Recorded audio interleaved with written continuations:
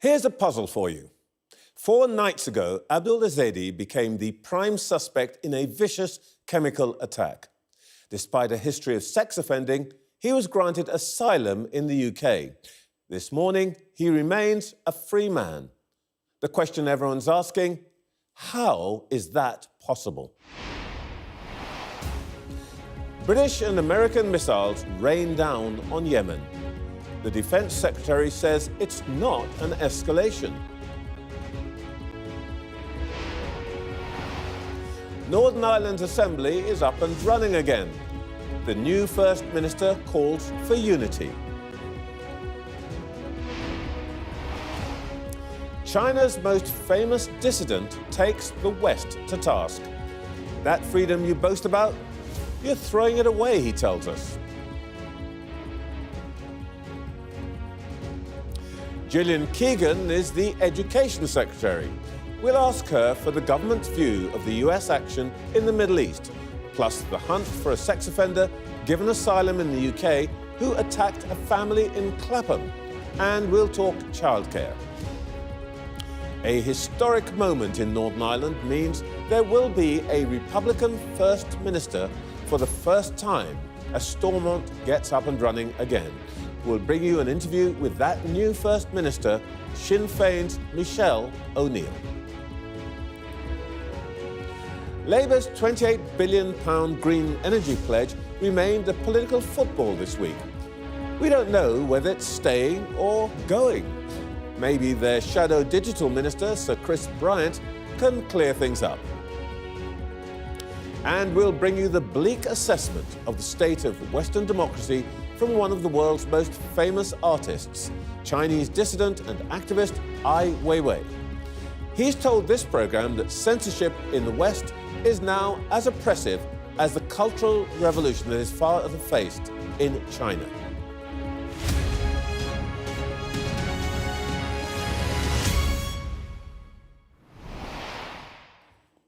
Welcome to Sunday Morning with Trevor Phillips.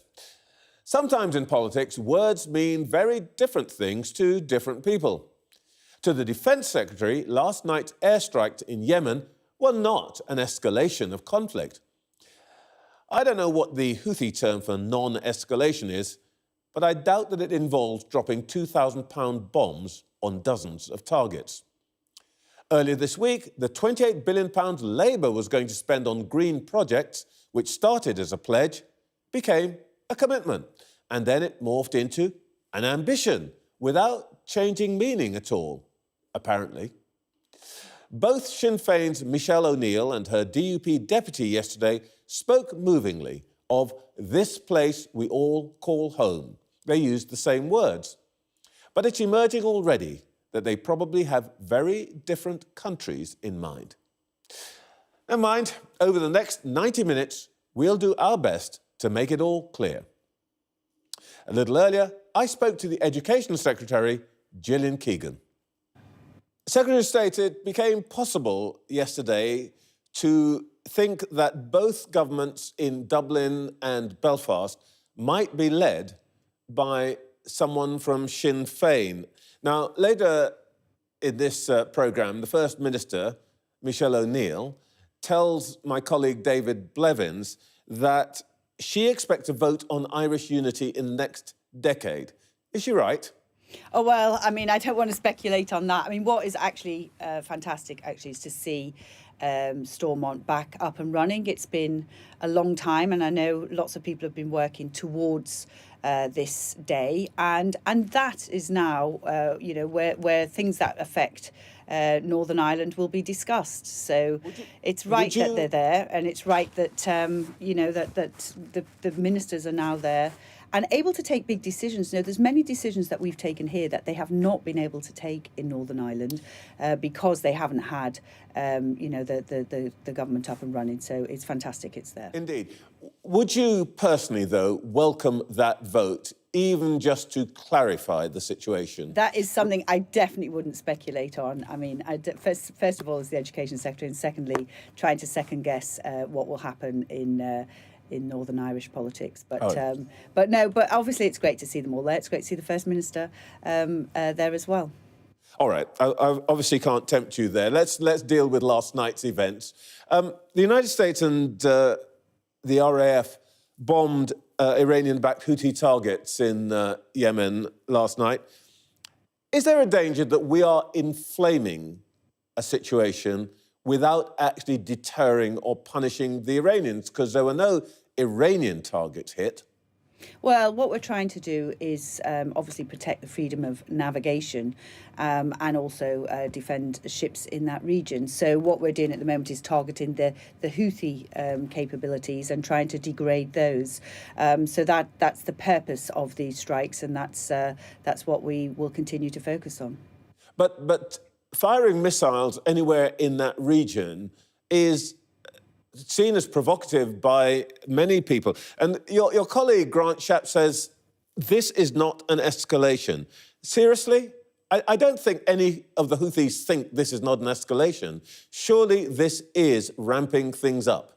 It's the same objective that we've had, which is to protect the freedom of navigation and to make sure that we protect the ships in that region as well, who are just trying to go about their business and delivering things all over the world globally to make sure that we have global supply chains functioning. But the Houthis are already... It's exactly the same objective. It's exactly the same that may be goal. your objective, but the Houthis are saying already, every time you fire one of these missiles, we're going to come back at you. Surely what is now happening is that we are potentially making the situation more dangerous rather than less dangerous. Well, the objective is to degrade their capability. So that's what we'll be continuing to do, to degrade their capability. And that's, including some of the launch equipment that they have. I think there's some sort of underground storage as well. So it's really targeted, and it's really targeted on that capability, which is attacking ships in that region, which is obviously not abiding by the freedom of navigation structures that we have. All right, well, let's look one other aspect of this. So every one of these missiles that we fire costs something like £1 million. The Defence Committee of the House of Commons has just released a report saying that the UK armed forces are consistently overstretched. Either the Ministry of Defence must be fully funded to engage in operations, or the government must reduce the operational burden on the armed forces. Can we really afford to be involved in this kind of conflict? Well, look, we're spending more than £50 billion on defence, and obviously that is to ensure that we have the... Generals are saying that's not enough. And that's to ensure we have the operational capabilities, whether that's to conduct NATO missions, whether to help Ukraine, whether it's to conduct some missions like this that are now taking place in the Red Sea.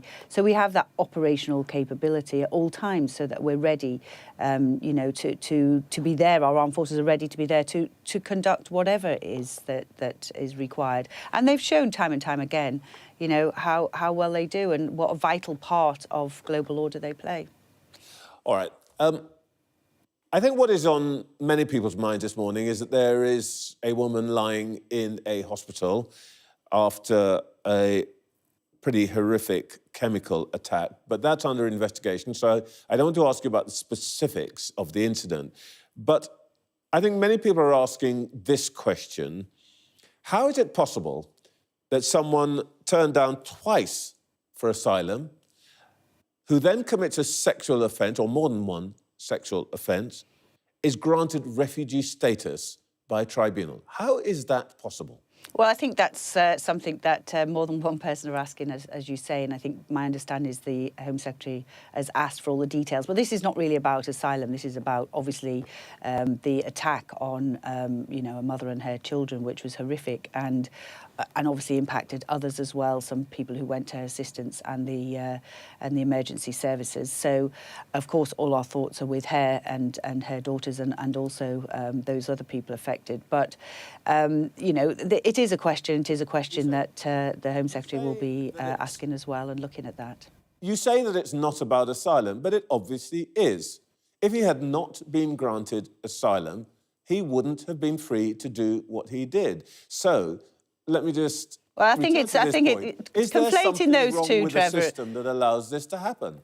Clearly, what we say is that anybody who commits crimes, is not able to stay in this country. So if you have a sentence of more than 12 months, you're not allowed to stay. If you have a criminal record, etc.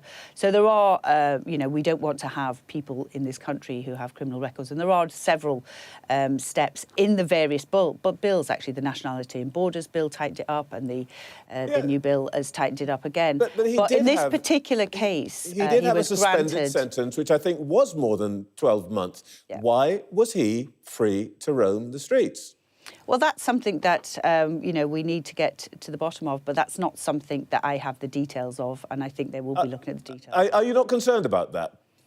Well, look, I'm concerned, actually, that right now there's a mum and her two children.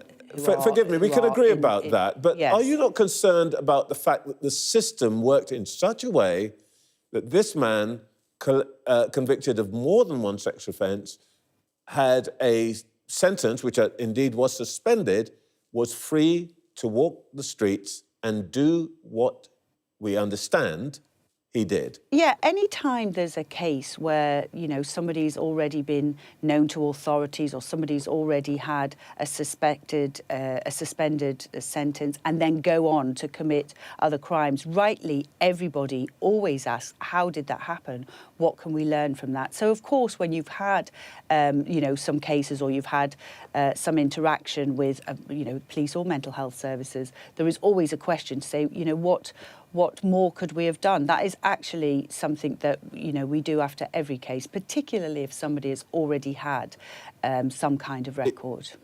In the what more might be done bucket, is it possible, I know you can't say for certain now, but might that include looking at the way the tribunal system works and changing its rules, if indeed, even if that includes perhaps some change to statutory regulations or legislation? Well, that's definitely all outside my brief, as I think you well know. But I'm sure the Home Secretary and others will look, as we always do, at our system and make sure it's fit for purpose. And that's why we have actually, extended the laws in recent bills to be clearer on some of these areas. But that's for the Home Secretary and my colleagues to look at. All right, well, let's talk about your brief. You are announcing a new teaching apprenticeship programme today.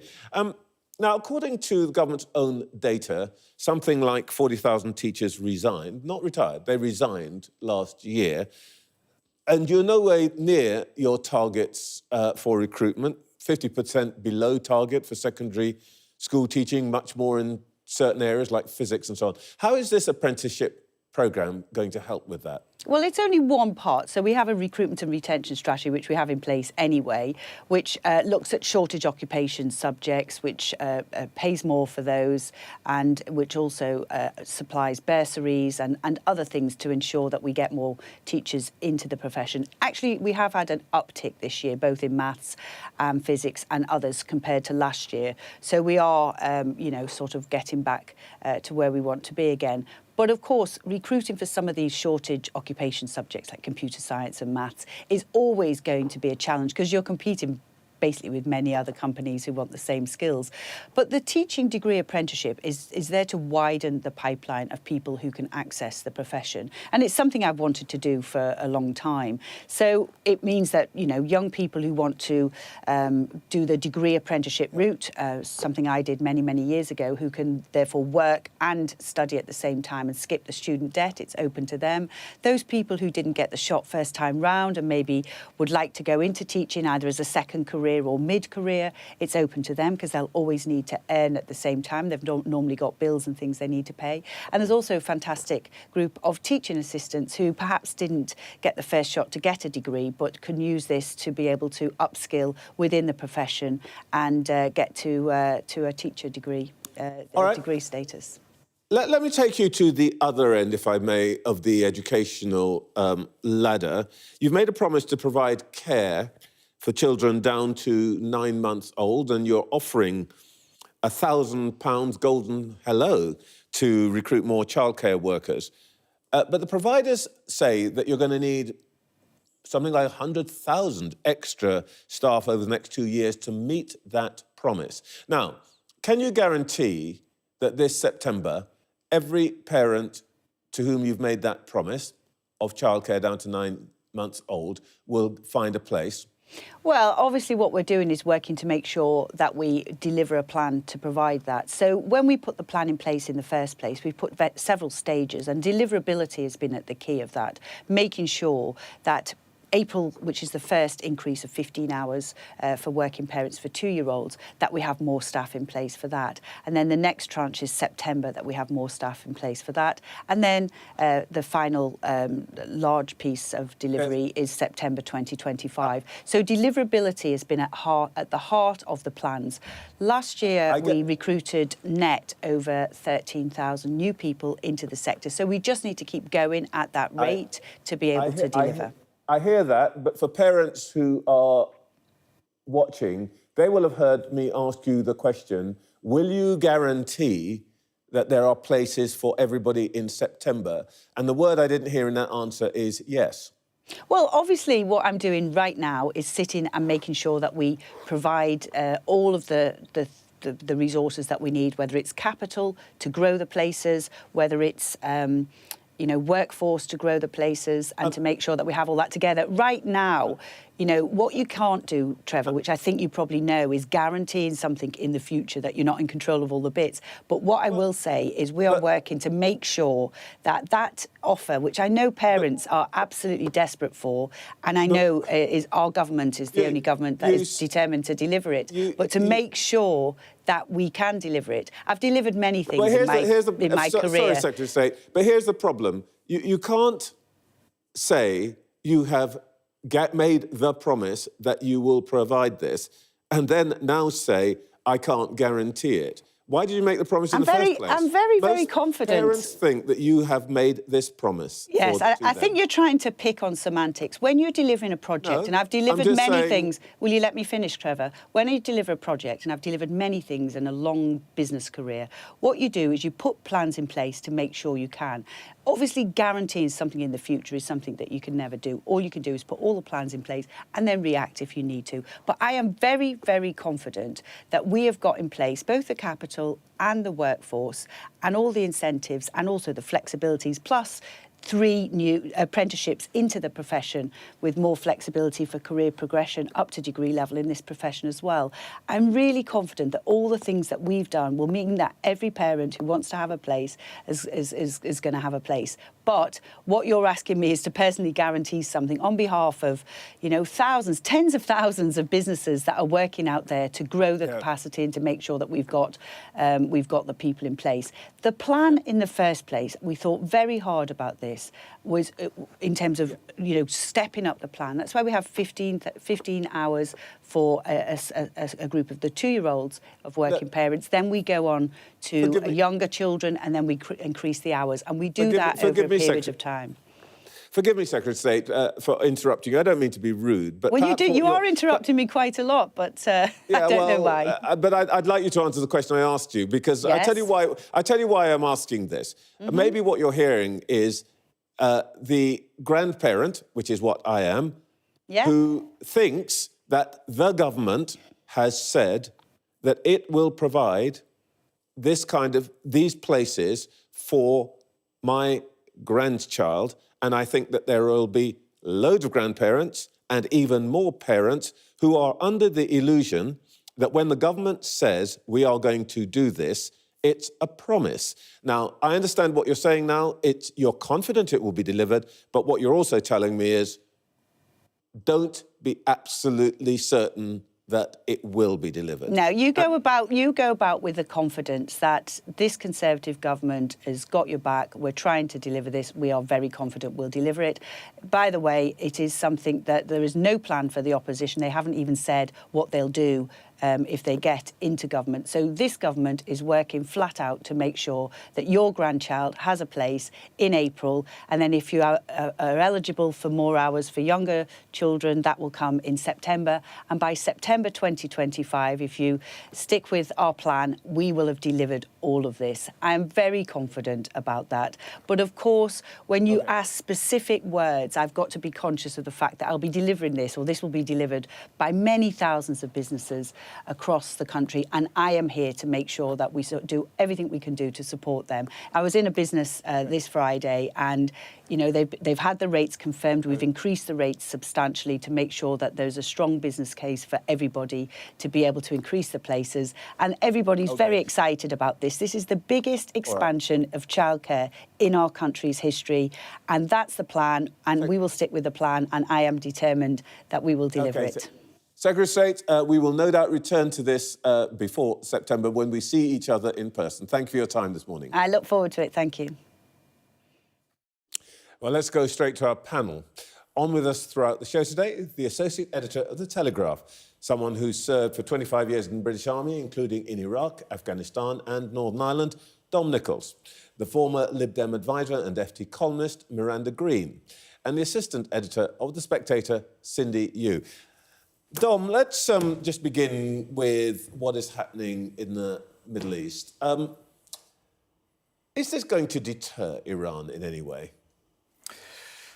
Well, Trevor, you are literally asking the wrong person. It doesn't matter what I think. It's very interesting that you focus on the word deter, because that is what the government has intended, and this military action is supposed to achieve. But clearly, the Houthis in Iran didn't get the memo.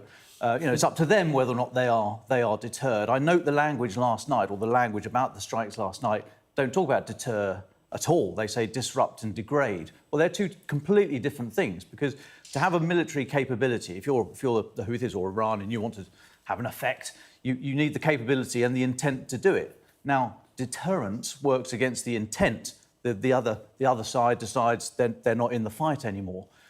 But if you're then trying to disrupt and degrade, you're going after the capability. You are starting to knock out surface-to-air missile sites and radar stations and command and control centres, and there's lots of them. So the government said this was the third strike, or this was the third wave of strikes that the UK have taken part alongside US allies, supported by many others in the international community. Well, where does it end? If they're not deterred, and if you're now going after to degrade and disrupt, where does that end? I asked the Defence Secretary 2 or 3 weeks ago at his Lancaster House speech, I said, how much deterrence is enough? How do you know what's your measure of effectiveness? How do you know when they've been deterred?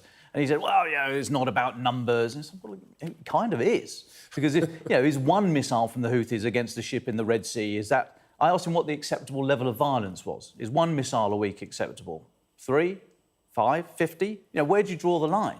And, of course, it's not a hard and fast line, but it's somewhere between 1 and 100. And at the moment, the Houthis don't seem to be deterred. And in terms of degrading and disrupting, well, if they are supported by Iran, and Iran want to continue to do that, then this has no obvious ending. The Foreign Secretary has been pretty clear this morning that he thinks this is really all about Iran, but there seems to be some question about the extent to which Iran can control what the Houthis do and don't do. What's your assessment here? Well, I mean, that is correct. And Iran have said that they're not directing the Houthi attacks, and it's almost nothing to do with us, Gov. So, well, they fund and gave birth to these groups and train them and equip them. So they are not entirely outside of this conversation. But it's one thing for the Foreign Secretary to say that this issue, Houthi and Iran issue and the Red Sea attacks, is just a sort of neatly contained issue that we need to look at and come up with a solution. But of course, it is linked to so much else, and that is why it's such a wicked problem in many ways, because the tentacles of this issue go so far and wide that you either need a very specific purpose for this military action that you can measure and you can say that's enough, or you need to have a sort of a much bigger, all-encompassing solution to many of the issues that are connected, and that is a real problem. Yeah, well, I don't think we're anywhere near finished with that one. I suspect we're going to be back on this one week after week. Now, let's deal with the main point of my interview with Gillian Keegan, which was education policy. She wants to talk today about the apprenticeships. But I think the thing that's out there in the country is parents waiting to see whether they're going to get these nursery places. Miranda, I know that you spend a lot of time thinking about this kind of thing. The confidence guarantee, Are they going to be able to do it? Well, I thought it was quite telling when she said that she wasn't actually in control of whether it was deliverable. And that is because the government is relying on the market to deliver a social solution. And this is the direction that this government has clearly gone in, which is different from what other governments have tried to do. It is true, in their defence, that they are putting a lot of money into the supposed solution to the childcare crisis. It's actually an unprecedented investment of public funds. But what people are worried about is that it's not necessarily in the right place or in the right way. And I think that's the reason for Gillian Keegan's hesitancy in giving you a guarantee this morning. For example, there are parts of the country where it's almost a childcare desert, and that's because the providers can't rely on affluent families buying more hours and more days on top of the free publicly funded hours, so they go out of business, and they can't recruit enough staff. Parents want to be sure that it's a very high quality provision. You know, they're giving over their tiny tots, right? It's not just a sort of commercial service that they're buying. And for my money, there's not enough emphasis in the government plan on quality and what's actually going to happen in these childcare settings. They've already reduced the ratios, increased the ratios so that there are from fewer 1 to staff. 4 to 1 to 6. Exactly. 1 to 5. Exactly. So there are more tots per adult, which already means you've gone from one sort of provision to another.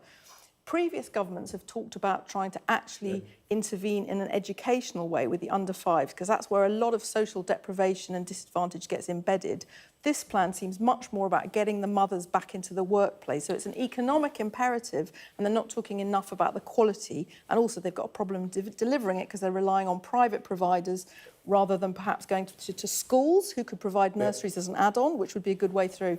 Cindy, people in this area are talking, they use the word warehousing. That is to say, you know, basically park loads of kids so mothers can go out to work.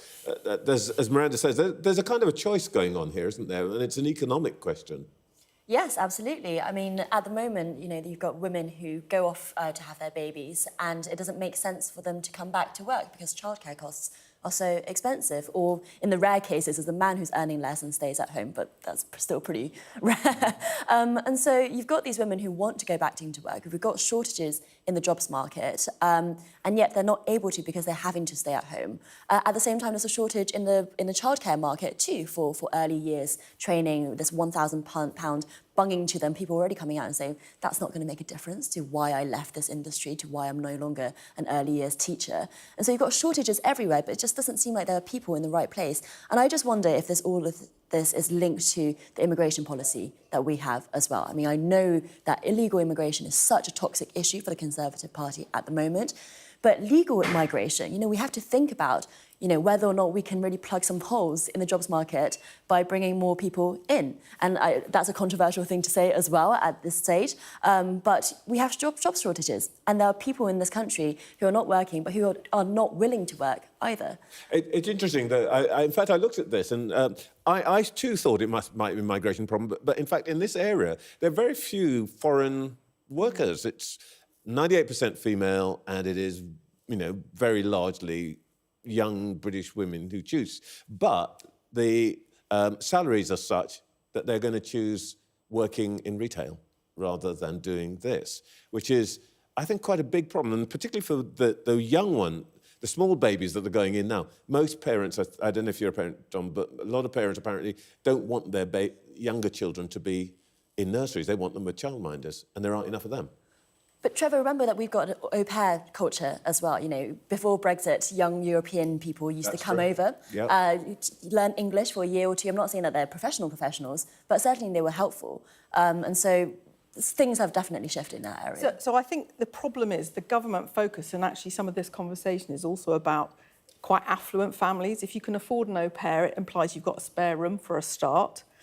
The government childcare pledge is actually where you've got parents in work. And actually, if you're going to think about the under-5s as a stage of life where disadvantage is embedded, you also want to be talking about the families where people are not in work, where they don't have a spare room for an au pair. And actually, I think, the Labour plan, which is to try and consult experts in the field, for example, the former Permanent Secretary of the Department for Education, who has a background of knowing about this issue, you might, if we get a Labour government after the election... David Bell, he's called. They've asked him to come up with a strategy, I think. Yeah, I think you might find much more emphasis with the new government on actually the importance of, of the tots' life chances if they get high-quality childcare. And I think that's where the conversation needs to shift. It's not just an economic issue. The Tory right talks about women staying at home more, but they don't understand the financial imperative in modern families is that both parents usually need to work. People can't afford to be off work forever, as Cindy says. Dom, what's happened with this chemical attack is, it's not... We think it's not a security issue, but... What did you think of Gillian Keegan's view that, maybe there isn't anything to do, or she wasn't very clear to me about whether the tribunal system was at fault here or whether there was anything to worry about here. What did you feel about that? I thought she led a delicate route through a very tricky area of policy in a very charged atmosphere, of course. This is a live case, it's an ongoing case, as you said. So I thought she navigated it delicately. However, they are in a right pickle about this. Tories have been in power since 2010, and the immigration policy seems to have allowed this situation to have occurred. I mean, the guy came here illegally in the first place in the back of a wagon. There were all these interventions that could have stopped it, and it still managed to happen. So I think the Tories are in a bit of a pickle. Labour also, because it's one thing to say we're going to learn the lessons, but, of course, the heat's going to be on Labour now to say, well, what would you do? Yeah. Well, that's a question we ask the Labour Party every week. Now, it's just after 9 o'clock. You're watching Sunday Morning with Trevor Phillips. In the last hour, the Education Secretary has told me that attacks on Houthi rebels are important to keep shipping safe, and the government will look into what happened with the man who attacked a family in Clapham. Gillian Keegan said she was very confident the government could deliver on its childcare pledge, but she wouldn't use the word guarantee. Still plenty to come this morning. Michelle O'Neill made history in Stormont yesterday. Very shortly, we'll hear her first full UK interview as First Minister. Sir Chris Bryant is here for Labour. Let's see if we can get anywhere on that infamous £28 billion green energy pledge that's sticking around. And the celebrated Chinese dissident artist Ai Weiwei tells us why he thinks Western artists have become corrupted by capitalism. A startling warning about censorship in the West. Michelle O'Neill of Sinn Féin is the new First Minister of Northern Ireland. It's a historic moment as she becomes the first Republican leader of the province, openly calling for a united Ireland.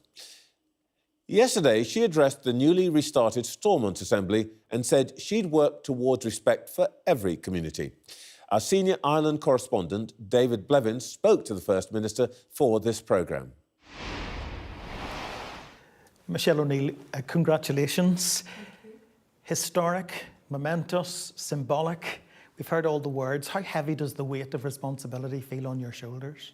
Well, it is a huge historic moment in our history here. The fact that this is a day that many people wouldn't have thought was possible. My parents, my grandparents' generation certainly would never have thought that a nationalist would come into the post of First Minister. So for all of those reasons, it's truly historic. And with that comes obviously enormous responsibility on myself.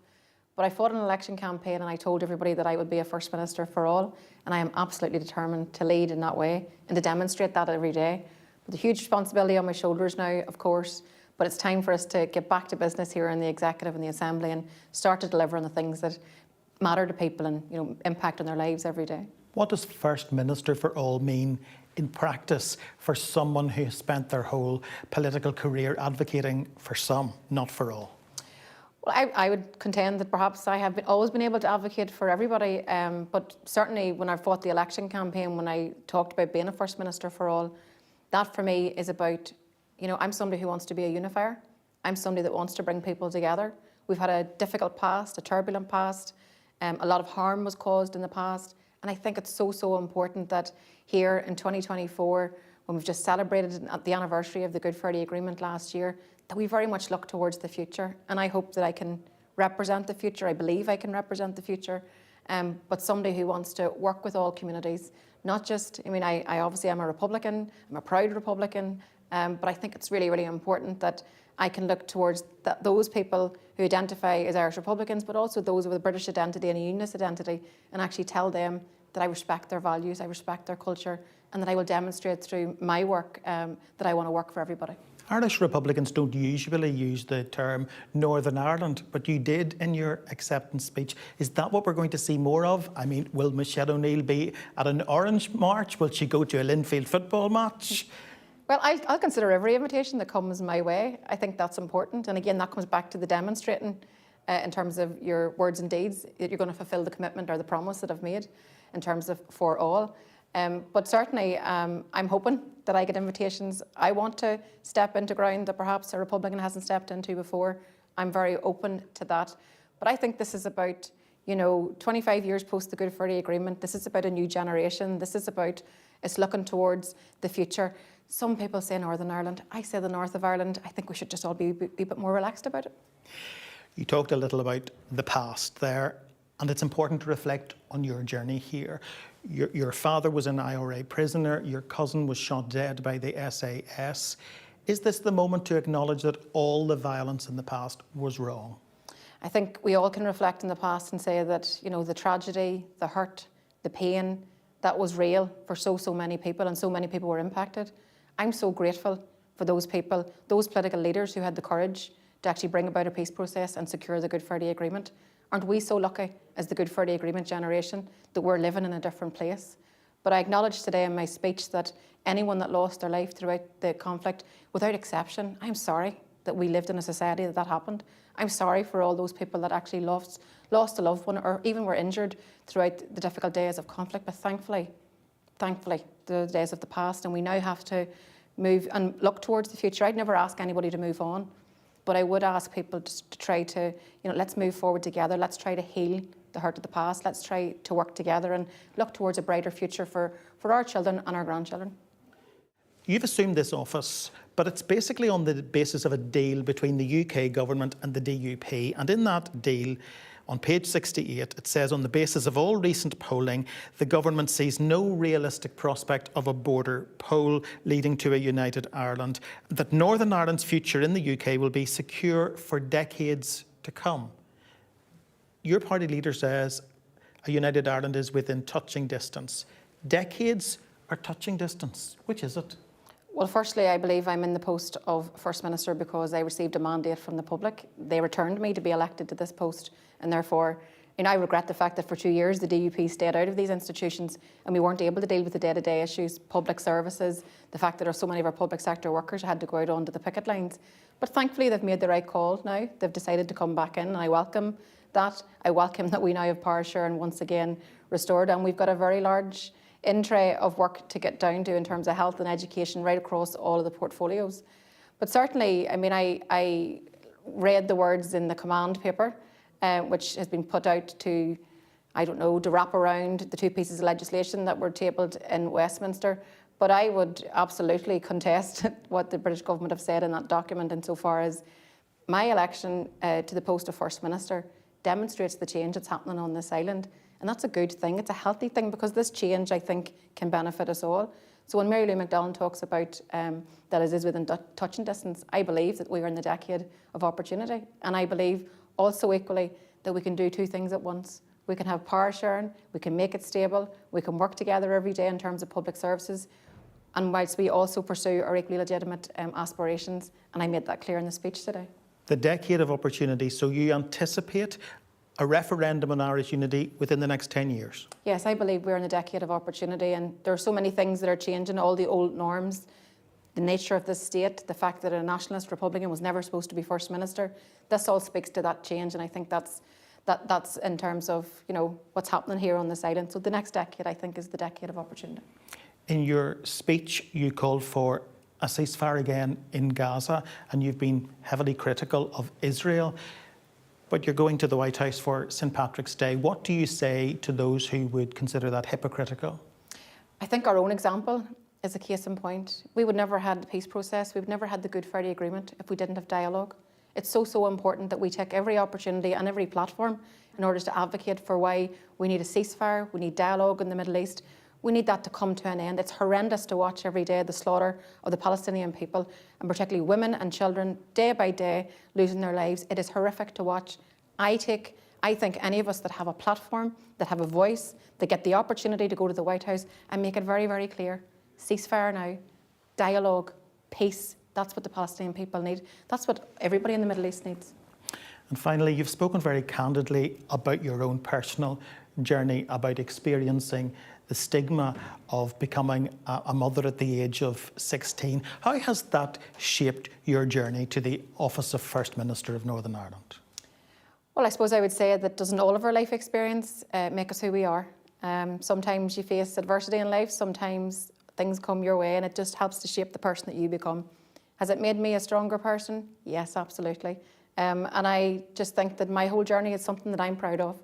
I'm very proud to have a beautiful daughter. I'm very proud to have a beautiful son. I'm very proud to have grandchildren now too. And I just think that this is who I am. And everything I do every day as First Minister is about making their life better.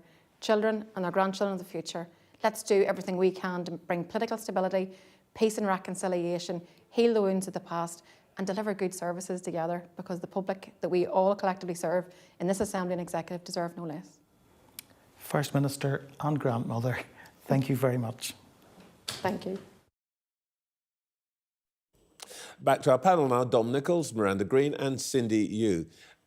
Dom, you were deployed to Northern Ireland when you were in the army. Did you ever think that you would see a Republican nationalist Sinn Féin First Minister?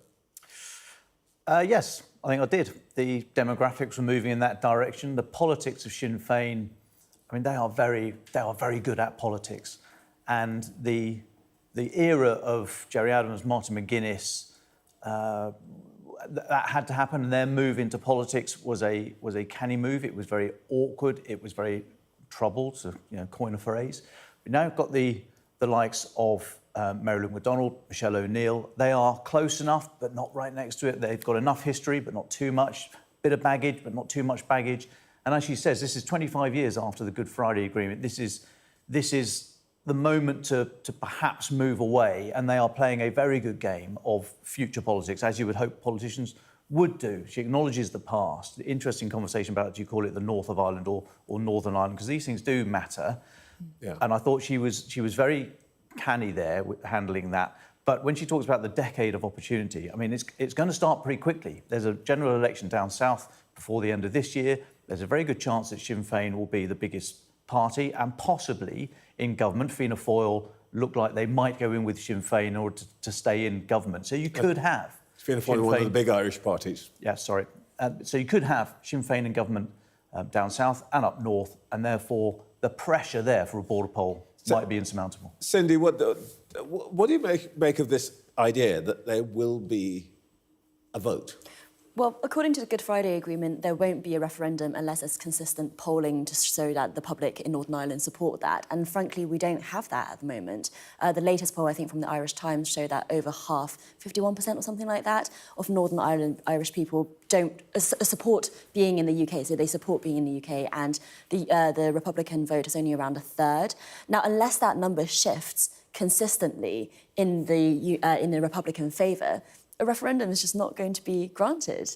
And it might not be a good thing for Northern Ireland to be asked that question in any case. We know from Brexit that there's the capability of a referendums to tear societies apart. Now, Michelle O'Neill has a chance to deliver for the people of Northern Ireland in a way that the DUP haven't for the last 2 years. If she can prove her record in government, she might be able to shift that dial. But for now, I think it's still pretty far away. I think what's really interesting about this, which Cindy's alluded to, is how much Sinn Féin is very cleverly, because as Dom says, they're very good at politics, to shift their argument onto bread and butter issues and win through that.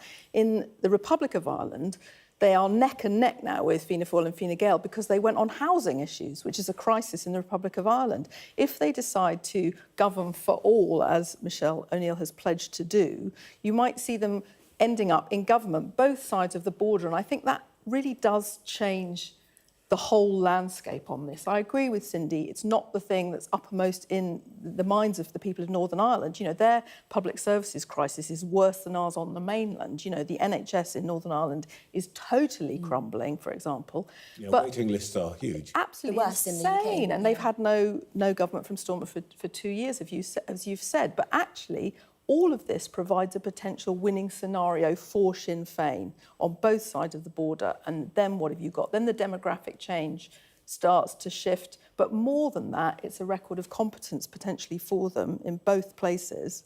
And then, you know, the figures on a border poll could start to really shift. But I'm struck, though, that the fact that she's dangled this possibility of United Ireland straight away. And I wonder to what extent, and we've seen it to some extent in Scotland, the threat of breakaway rests on Westminster's government's mind. You know, they've started this weekend by getting a 3.3 billion bung out of Westminster in order to get the thing up and running again.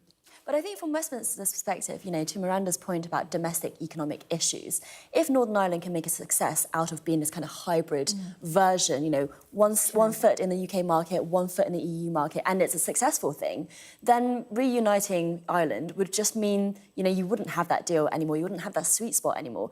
A lot of that predicates on this deal this week working, which no one would necessarily put money on. But the Brexit has meant that the power dynamic, the outcomes have completely shifted as to the results of a poll like that. You know, you're not just both countries in the EU anymore, you can just be whichever part. You have to make a decision on this. Could be the one bit of the UK that actually has a Brexit bonus, ironically, after all this travail. Okay, let us pay the bills. Coming up next, we'll hear from Labour's Sir Chris Bryant.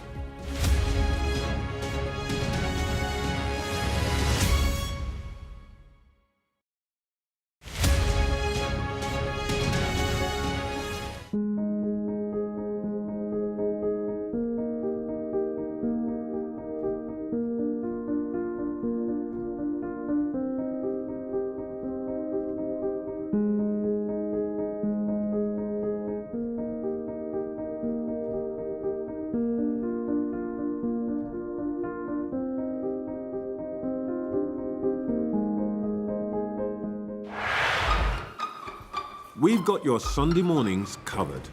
From the front page and the sounds of the streets to the voices of the people who make the major calls and big picture politics beyond Westminster. We'll put you at the heart of our story. A new start to Sunday. I'm ready. Are you? Join me, Trevor Phillips, Sunday mornings on Sky News.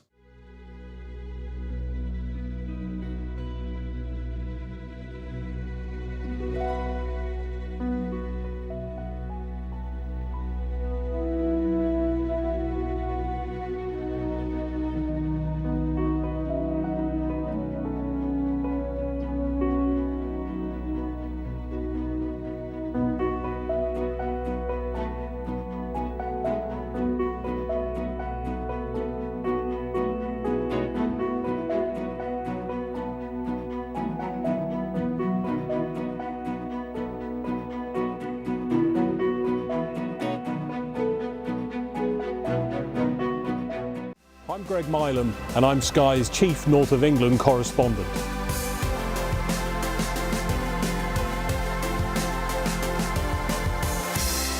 We aim to be the best and most trusted place for news.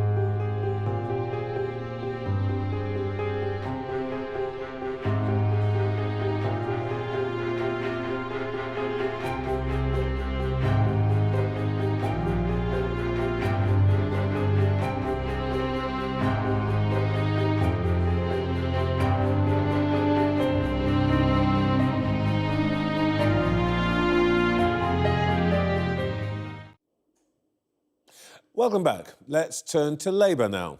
A little earlier, I spoke to Shadow Digital Minister Chris Bryant. The new First Minister, Michelle O'Neill, in Northern Ireland, tells my colleague David Blevins that she expects a vote on Irish unity within the next decade. Do you think that's inevitable? Oh, if there's one word I have always avoided in all my political life, and for that matter, in every book that I've ever written, it's the word inevitable. You can never predict what's going to happen in the future just because of what's happened in the past.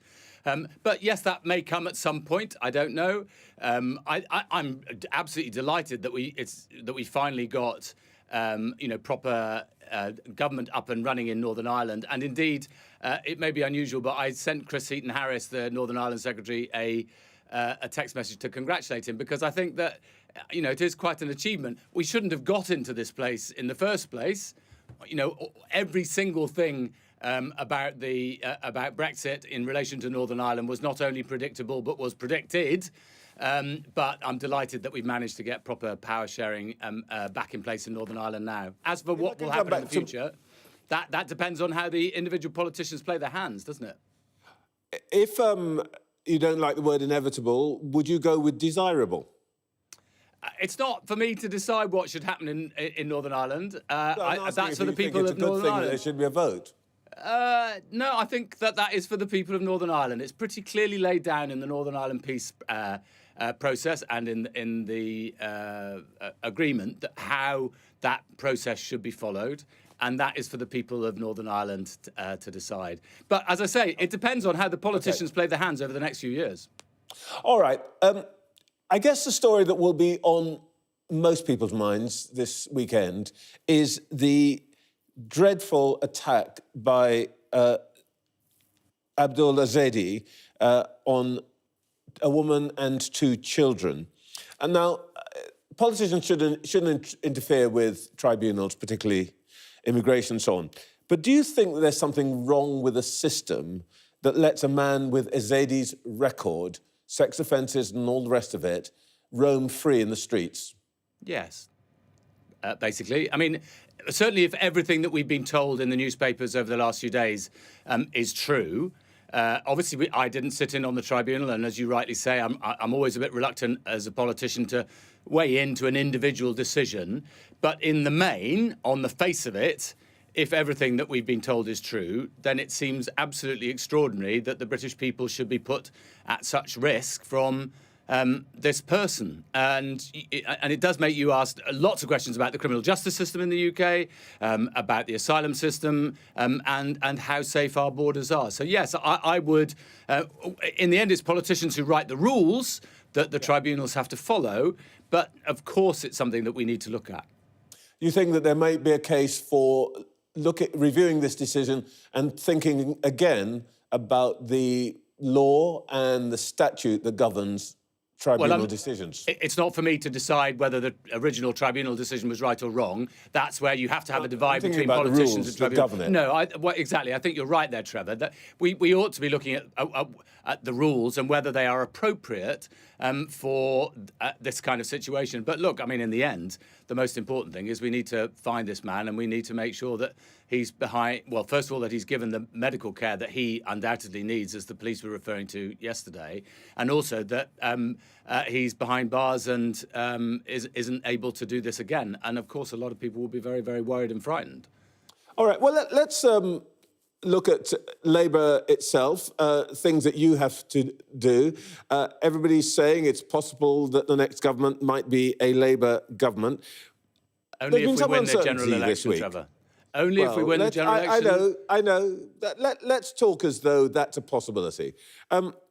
There's been some uncertainty this week about whether the Labour Party has actually committed to spending £28 billion of public money a year at some point during the next Labour government or not on its Green Prosperity programme. Can you clear this up? Will Labour spend £28 billion at any point a year on green prosperity?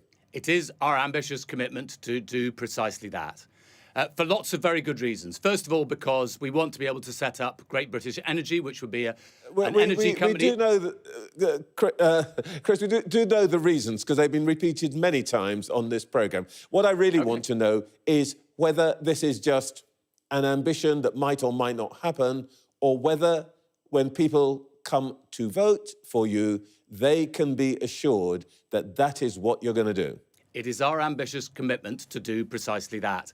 Now, of course, we're not in government. Okay. When are you planning to do it? I mean, yes, let me just... An ambitious commitment might take 2 years to realise, or it might take 20 years to realise. The question is, you originally said that this would be Labour's plan for its first term. Then you said it might happen in the second half of the first term. Last week, I spoke to your colleague, Jonathan Reynolds, who seemed to be saying not only was there no timescale, but actually it might not be public money at all. It would have to come from the private sector. What is Labour going to do? We would like to do it as soon as we can. What we don't know yet is what the state of the British finances will be at the end of this year. And I note that the next Parliament will last roughly from 2025 to 2030. Nobody is sitting down and asking Jeremy Hunt what he's going to be spending next year, let alone in 2028, 29. Next month. Well, no, exactly.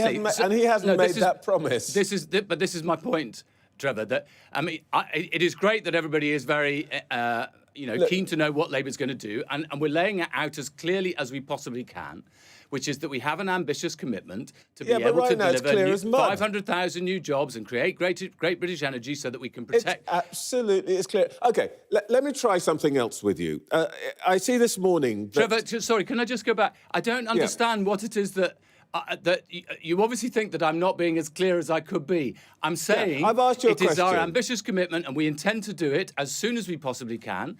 Of course, the single most important thing, as we've known over the last few years, is you can't just have a government spraying money left, right and centre and cutting taxes and changing tax rates left, right and centre, because it leads to instability in the British economy. And that's why people's mortgages are going up by £250 a month because of Liz Truss.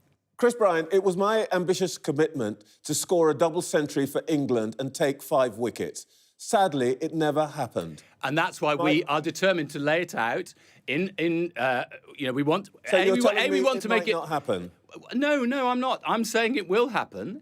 It is our intention to make it happen, and we will make it happen as soon as we possibly can. But the bit that we can't be certain of is what the state of the British finances will be by the time Jeremy Hunt and Rishi Sunak have finished with it. They don't have any plan in this area at all, and we do have a clear plan.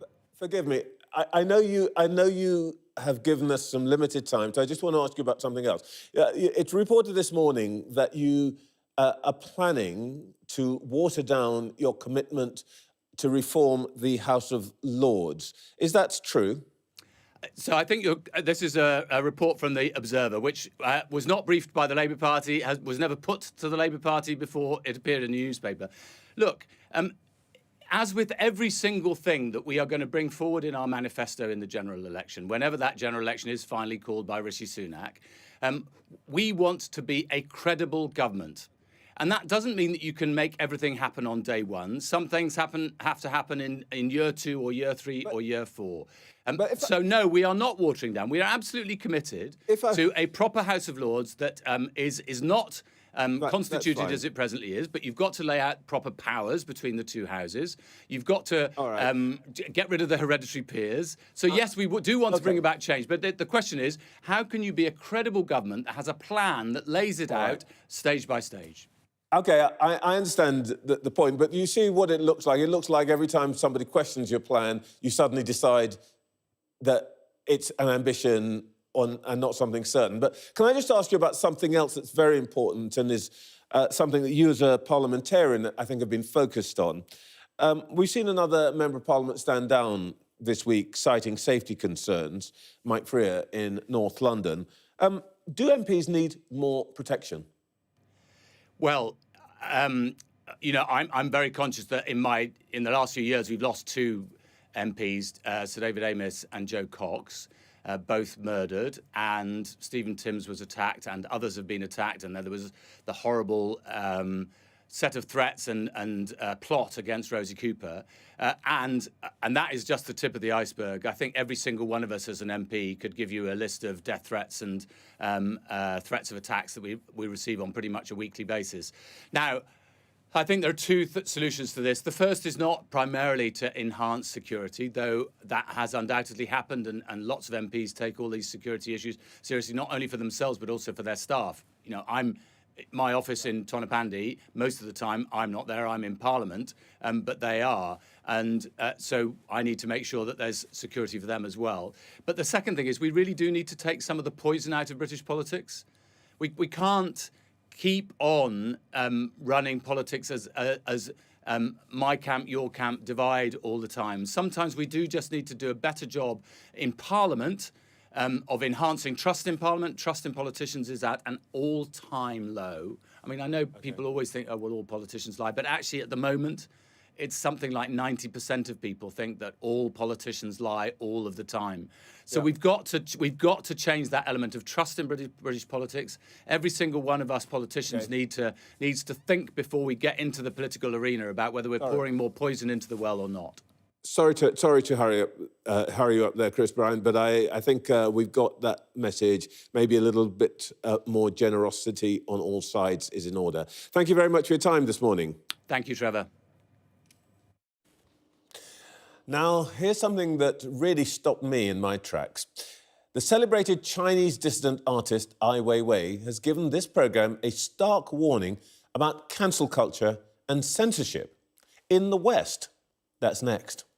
I grew up in this heavy political censorship, but I realize now today in the West, you're doing exactly the same, sometimes even more ridiculous.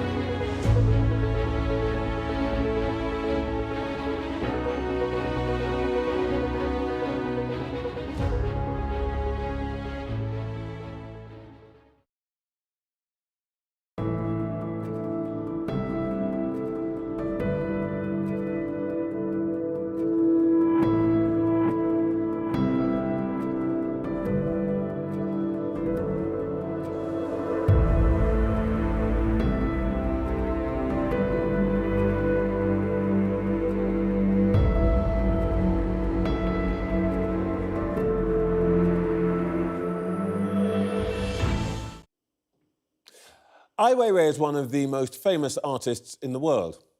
But he's known for more than just his work. He's an activist and dissident who now lives in exile in Germany, having criticised the Chinese regime and been detained in his home country. He's now got a stark warning for the West, telling this programme that he compares censorship and cancel culture here to the cultural revolution that his father faced at home. I spoke to him as he launched a new graphic memoir of his life. Ai Weiwei, you've been vocal in your support for the Palestinian cause, and your recent tweet about the war in Gaza led, it is understood, to the cancellation of your exhibition in a London gallery. They say it wasn't a cancellation because of the topic. What happened from your point of view? I think what happened is in the much large picture, is a very general condition. Society becomes so timid to really avoid any kind of questioning or argument. So basically, I was talking almost like on Twitter, just answering someone's question. Normally before never anything like this, you can talk whatever you like. You can joke, you can make fun, you can, just give your opinions. But today, I say so many people, by giving their, basic opinions, they get fired, they get, censored. This has become very common. We'll talk about China in a moment, but you now live in the West. Are you worried that the West itself is starting to clamp down on the freedom of expression of artists, writers, intellectuals? Yes, I have been under this condition also my father's generation as a writer. He was exiled. And I grew up in this heavy political censorship. But I realize now today in the West, you're doing exactly the same, sometimes even more ridiculous. If I just heard two NYU professors, they just give some opinions. It's kind of like private talk. Then they have to be fired. And this is really like a cultural revolution, which is really trying to destroy anybody who have a different attitude, not even clearly opinion. So I think this is such a pity happened in the West so broadly. In universities, in media, in every location, universities or political sector, everywhere, you cannot talk about the truth. That is a very striking comparison to make, because you were 1 year old, I think, when your father, a poet, was exiled as part of the Cultural Revolution by Mao's supporters, and went to a labour camp and had to do agricultural work and clean toilets and all of that. Are you comparing that to what is happening in the West now? I would say, without no exaggeration, in certain point, I'm come from exile, and from exile to exile. In the West, I still cannot speak out because certain matters you just cannot touch. You write in your new memoir, Zodiac, that art is a special form of freedom of speech. If freedom of speech doesn't exist, we cannot call it art, and any artist who is not an artist is a dead artist. Do you think that artists in the West are speaking up enough for freedom of expression? I think it's far from enough. Artists in this society mostly are corrupted by the capitalism. They're just seeking for money and also to be famous. And nobody really care about society or truth, or even in their art. At least they don't express their feelings. So I think that is not a very good sign. That is quite a big thing. I mean, I suppose if I were to put it this way, are you saying that artists who are selling their works for, $1 million, $5 million, $10 million are now, in a way, tempted by the money to still their voices or reduce, say certain things that they ought to say? I would say artists make their name or make the huge profit by not connect to reality, by become some kind of decoration of very strange aesthetics. This is shameful. I think artists should represent human emotions and should, defend humanity. You've really suffered. You've been imprisoned. You have been beaten, and you were in hospital with brain injuries because of what happened to you because of your speaking out. Do you have any regrets that you've, in a way, taken the lead in that way? I never regret, because I'm defending a value which would profit or benefit everybody. So, my little experience is not really matter, but rather someone have to speak out, and the artist has responsibility to do that. You don't hold back from your criticism of leaders, starting with Mr. Xi, and in part of your memoir, your interrogator, you describe your interrogation by the Chinese secret police or the Communist Party officials, and your interrogator is drawn bearing the face of President Xi. I assume he didn't interrogate you himself, but what were you trying to say there? Well, it's just symbolic, it represent power and represent, his questioning, am I a real artist, or I'm too arrogant? So, for this kind of story, is always has some humor and also something symbolic. Do you think you could ever return to China and be a free citizen and practice your art as you would like to? I don't think so. I think this is there's no question I cannot exercise my rights on my art, but I still can live well in there. And last point on China itself. When you were arrested, I now think 10, 12 years ago, you were on your way to Taiwan. There's a lot of focus now on what will happen to Taiwan, new leader there and so on. What is your estimation? Will Beijing one day make a move on Taiwan? Taiwan is something for Chinese government, or in general, is a part of China.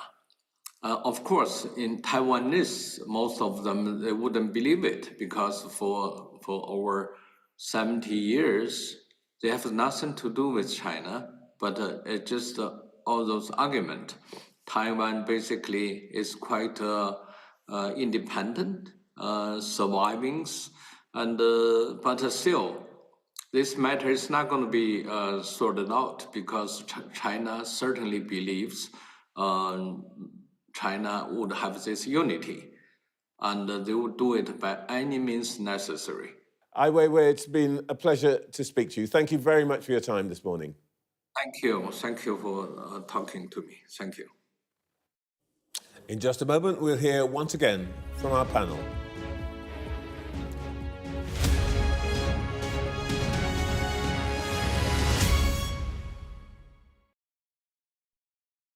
There's been a survey done on our favourite cities outside of Europe, called City Breaks Anonymous, generally with short-haul travel.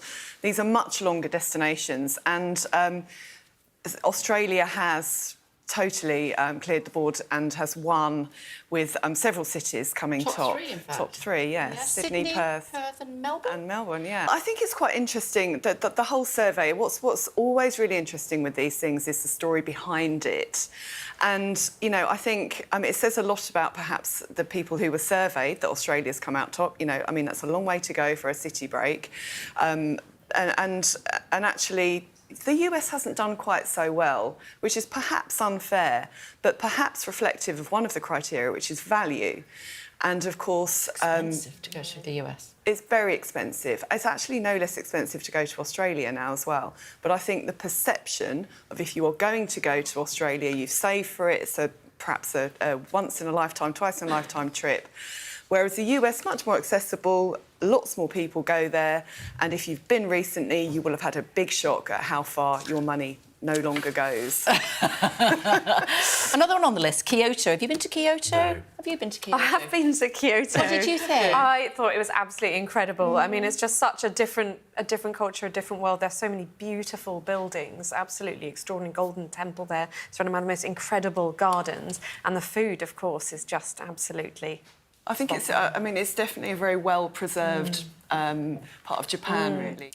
If we're talking about value, though, yes, we like to look beyond those first cities, beyond the capital cities, to more affordable alternatives. And actually, Kyoto is very definitely recommended. But if you wanted something that's very buzzy at the moment, you could look at Seoul, for example. Seoul? Yeah. Back to the US, you talked about Chicago. I mean, how about Philadelphia? It's just always really worth looking beyond the obvious for those value equations, because if what you want is a city experience, I mean, obviously it's not going to work if you've got something very specific on your wish list that you want to tick off. But if you just want to go, you have great food, experience a city in that country, look at those second cities.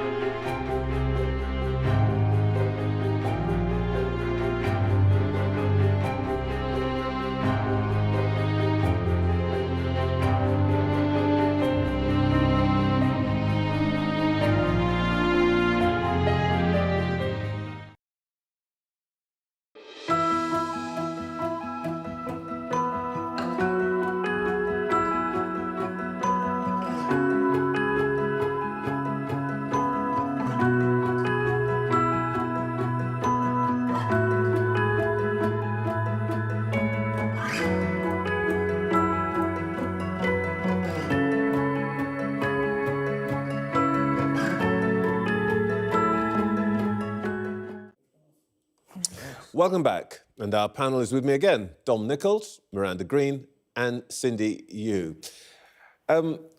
Cindy, you've got really more artistic chops than the rest of us on this. You understand. What did you make of Ai Weiwei's interview? Look, I mean, Ai Weiwei, to me, as a Chinese person and a daughter of an antiques dealer, what he did with that hand vase, I think more than 10 years ago, in a series of photographs, where he dropped one and it smashed to pieces as a series of photographs as a piece of art. I mean, that's a 2,000-year-old artifact. And he broke it. And I think a lot of Chinese people have never got over that in the name of art. You're never going to forgive him, are you? I mean, I understand art is meant to shock, you know. I think he had a metaphor about, you know, smashing to pieces feudal Chinese culture. I get all of that. But a 2,000-year-old artifact, Ai Weiwei, you know, like, come on. So anyway, so for someone with my mum as an antiques dealer, you know, I've never got over that. Okay, all right. Well, he no hold barred, really, isn't he? He didn't hold back at all. Yes, he says with no exaggeration, the West now is like the Cultural Revolution. I think the word "like" is doing a lot of heavy lifting there. Let's remember what the Cultural Revolution was, right? Mao Zedong killed not directly, but incited such violence in China that between 1 and 2 million and even maybe more people died over the period of 10 years. And now that was just one little blemish in his entire track record. So to compare the West today, and cancel culture exists for sure, there are certain sacred cows that we in the West cannot touch, that's definitely true. But to compare that to Mao's China is just, I mean, I think it's borderline offensive. Well, I agree with Cindy on that. I think it is a terrible exaggeration, but I think it's also the case that freedom of expression should be an ideal that we aspire to, in the words of all the different politicians you've had on this morning, Trevor. You know, even if it's not an achievable goal, it's something we should aspire to. Having said that, I question if there was ever a time in history where art was not co-opted by capitalism in the West. I mean, you know, Titian painting portraits of the Doge of Venice is a capitalist transaction. It's really not possible to point to any flowering of certainly Western art that isn't in some way caught up with patronage or money. And the modern art market is the latest iteration of that. So I'm interested in where he thinks this kind of ideal country of freedom of expression by artists might exist, because I don't think it's ever been anywhere in human history, in fact. Well, I don't suppose he feels he needs to. I mean, there is something peculiar. I mean, I was taken aback by it, but and there's something peculiar about a guy who's, I think his most expensive work is something like auctioned for more than $5 or $6 million, worrying about capitalism corrupting artists. Doesn't seem to have corrupted him.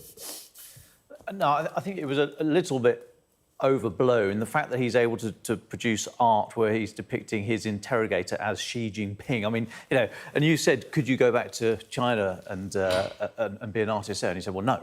I mean, so, well, I think you've actually just sort of sunk your own argument there, really. I mean, it was a trifle overblown. But, I mean, as Matilda said, Miranda says, that the art has been used through centuries as in this way. Ian Hislop did a fantastic book a couple of years ago in conjunction with the British Museum called I Object, and it was the objects through history that have been used to bash those that have sat in power above us. You know, fascinating stuff from Recoil. Well, I mean, a lot of this is about language and about words. And by the way, for those who might have wondered about this, we haven't read out his tweet. There's nothing unlawful about it, but we don't want to get into the argument about whether it's right or not. It was a question about whether speech should be limited in this way. But speaking about speech, let me just ask all of you this question. Has any of you ever used the term ambitious commitment in normal speech? Hands up. No, definitely not. But I must say, I have often said, well, it wasn't a pledge, it was an aspiration about domestic tasks, joking about the way that the Labour Party in the past has sort of toned down its commitments on various policy areas. It was, you know, fun to see you put Chris Bryant on the spot on that. But I mean, this thing has gone on for now 2 weeks. What is going on here? Because normally in politics, if you get into this sort of thing, you just sink it somehow. What happens with Labour? Well, because they can't work out whether £28 billion for a green investment programme is their industrial strategy, something that the UK should have as we transition to net zero, or a policy albatross that's going to lose them the election. I think they're waiting for the budget, and then they will wait to see what Jeremy Hunt says and says, well, now that the Tory party has behaved in this irresponsible way, we can't afford our pledge anymore, and they're going to try and drop it. But actually, Cindy's magazine, The Spectator, pointed out this week that the mistake Labour made was to go up front with the number, 28 billion, rather than say, we have a green investment plan which will revivify the country's industrial base and manufacturing base, and not to talk about the number so much. Is this a lifeline for the Tories? Well, I don't know if there's anything such as a lifeline before the next election. But I think we're so used to talking about Tory psychodrama, right? Splits within the Conservative party, within the Conservative cabinet. But I think what we're picking up from this Green New Deal is actually there are splits within the Labour front bench too, actually. People like Ed Miliband, who are more pro the green agenda, clearly pushing for this and not willing for it to be just scrapped. But then there are others who are more fiscally minded, like Rachel Reeves, who do think that there's not enough money for this, at least not until the budget is out, and they don't know for sure. So already we're seeing these splits, and clearly this is the most obvious example of that. Dom, there's a whole thing going on with Labour now, isn't there, to prove that they're not the Labour of the past. You know, we're fiscally prudent, we are not going to be green extreme, and also they're very patriotic and very keen on the armed forces now. Seemingly so. I met John Healey, the Shadow Defence Secretary. He was saying all the right things, and Keir Starmer has been in lockstep with the government in the recent action. Very interestingly, when I spoke to John Healey, I asked him about Labour's defence policy regarding the defence industrial base in the UK. Do they see the money into defence as some sort of social benefit? So, very broadly, for the same money, you could buy 2 things if produced in Britain, or 3 if produced in South Korea or somewhere else. Where do you see best value for money for the service personnel, or do you see that money going back into the economy? And he said the former. He said, no, we would put that into Britain. I said, well, even if it gets less capability for the military, and he said yes, which I thought was a perfectly honourable policy position, but I've never heard him be so Did he give an strong. ambitious commitment to spend 3% of GDP? I mean, there are many ambitious commitments floating around the Telegraph offices, but that wasn't one. OK, thank you all very much. That's it for this week's show. I'll be back next week. Don't forget, Politics Hub every evening with Sophie Ridge at 7 o'clock. It's been my pleasure to be with you this Sunday. Join us again next week.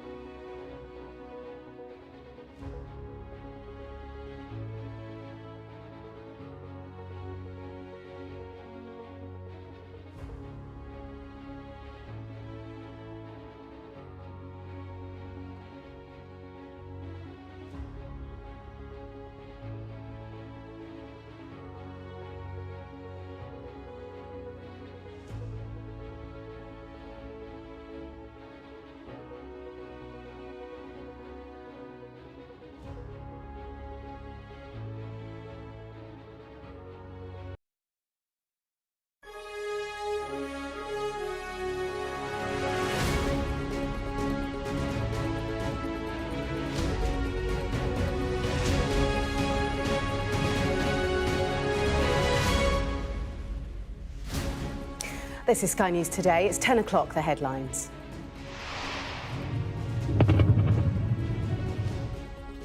36 Houthi targets across 13 locations are hit by British and American warplanes and ship-launched missiles. The attacks come as MPs warn the UK's armed forces are increasingly overstretched and not ready for a high-intensity war.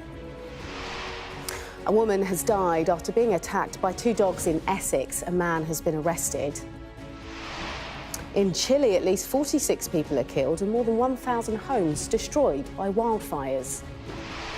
Plus, why campaigners are accusing ministers of dragging their feet over adding domestic abuse lessons to teenage sex education.